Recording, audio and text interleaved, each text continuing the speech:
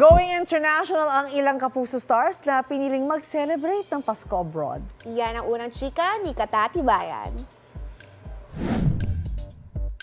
Touchdown Hong Kong na ang sparkle star na si David Licauco. Taon-taon tradisyon na ng pamilya ni David na mag-celebrate ng Pasko sa Hong Kong.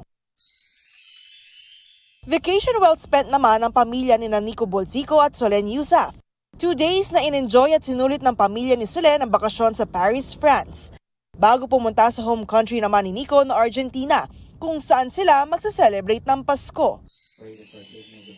Si Alden Richards dito sa Pilipinas magpapasko, pero lilipad pa Amerika kasama ang pamilya pagkatapos ng Metro Manila Film Festival. Ito ang unang balita. Katati Bayan para sa GMA Integrated News.